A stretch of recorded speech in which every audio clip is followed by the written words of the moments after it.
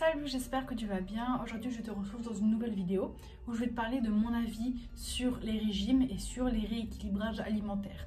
Est-ce que je suis pour, est-ce que je suis contre, et je vais t'expliquer tout ça.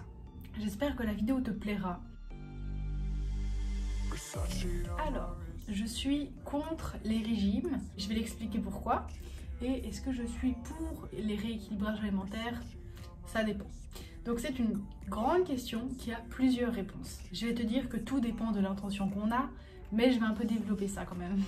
Je précise bien que tout cela n'est que mon avis, c'est que ma vision des choses, mon avis personnel. Tout d'abord, éclairons les deux termes suivants, le terme régime et le terme rééquilibrage alimentaire. Un régime, c'est quand il y a des règles d'alimentation, c'est une diète. Le mot régime a comme synonyme le mot jeûne, règle. Quand tu fais un régime, tu as des règles alimentaires, tu réduis les portions et tu jeûnes aussi parfois. Et le rééquilibrage alimentaire, c'est une révision complète du mode de vie alimentaire. On prend de nouvelles habitudes alimentaires. Ça ne s'applique pas sur une durée déterminée comme un régime de 1 mois, 2 mois ou 3 mois ou plus, mais un rééquilibrage alimentaire s'inscrit sur le long terme. Il s'agit donc de regarder et de comprendre ce qu'on mange, ce qu'on ingère. Le rééquilibrage alimentaire consiste, comme son nom l'indique, à rééquilibrer son alimentation pour atteindre à terme une alimentation équilibrée. Une alimentation équilibrée est en bref une alimentation raisonnable et variée. Donc, après avoir défini ces deux termes, tu peux te rendre compte qu'on a beaucoup plus parlé de régime depuis déjà plusieurs décennies et que le terme rééquilibrage alimentaire devient un peu plus à la mode depuis 1 ou 2 ans. Je tiens à préciser que je ne suis pas contre les régimes parce que j'ai eu un trouble alimentaire ou que cela m'y a poussé. Non, c'est pas à cause du trouble alimentaire que je suis contre les régimes. Je suis contre les régimes parce qu'ils consistent à priver le corps. On prive son corps, on ne s'écoute pas, on n'écoute pas sa faim, ses envies, sa satiété et même des fois sa soif. C'est-à-dire que des fois on va boire beaucoup pour éviter d'avoir faim alors qu'on n'a pas soif. Certes, l'eau ne fait jamais de mal à personne, mais se nourrir d'eau, ça ne va pas t'apporter de l'énergie. Les régimes, parfois, mènent à une sous-alimentation. On se sous-nourrit, on se sous-alimente. De plus, on perd principalement du muscle et pas du gras. Et généralement, quand on veut perdre du poids, c'est du gras et pas du muscle. Donc, on perd ce qu'on ne veut pas perdre. Si la perte de poids est très rapide, cela peut être très dangereux pour la santé et pour le corps.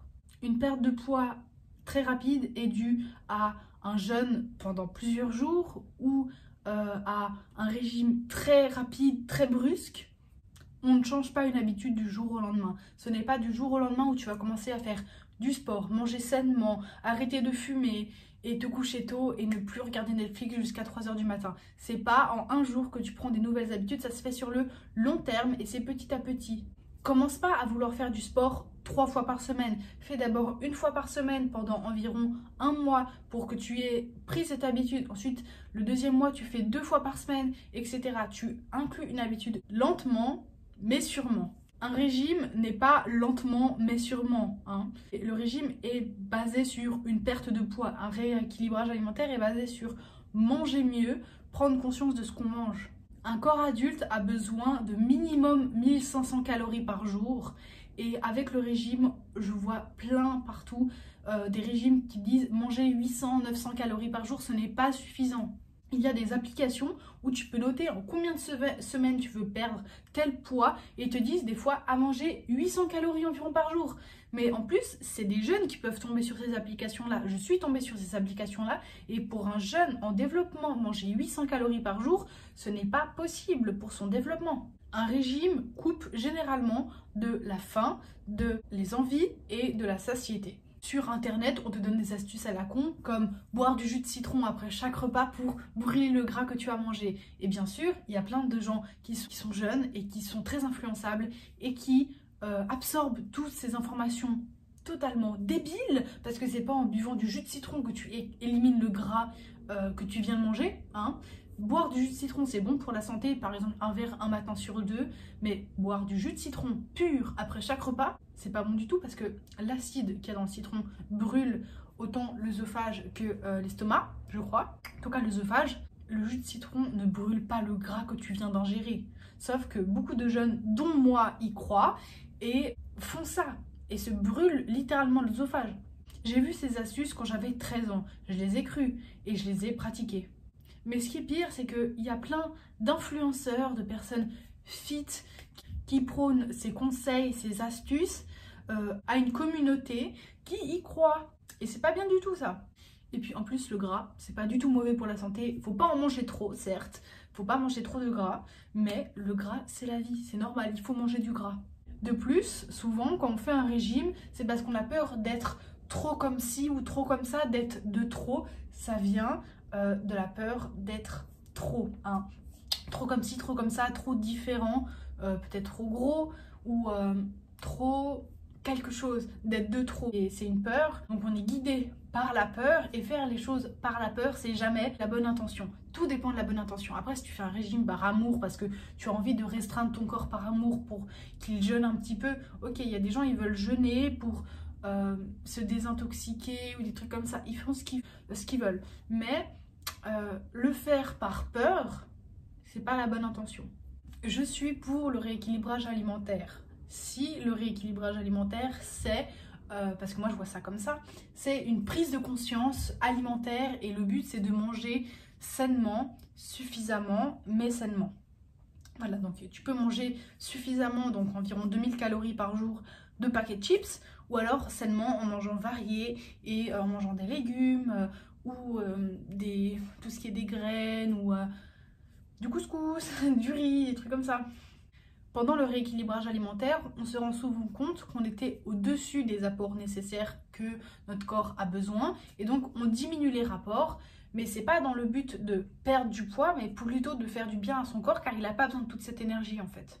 Parce que si tu manges plus que ce que tu as besoin, déjà tu vas prendre plus de temps à digérer, donc ça va te fatiguer. Manger plus aussi quand tu as le ventre trop ballonné, ça fatigue.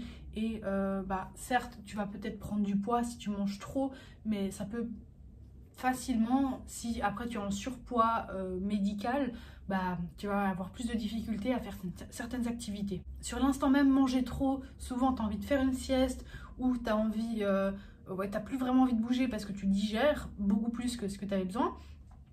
Et sur le long terme, ça peut mener à un surpoids. Après, ça dépend vraiment de l'intention de la personne. La personne, elle peut dire « je fais un rééquilibrage alimentaire », mais en fait, c'est qu'elle veut perdre du poids et qu'elle ne dit pas « je fais un régime ».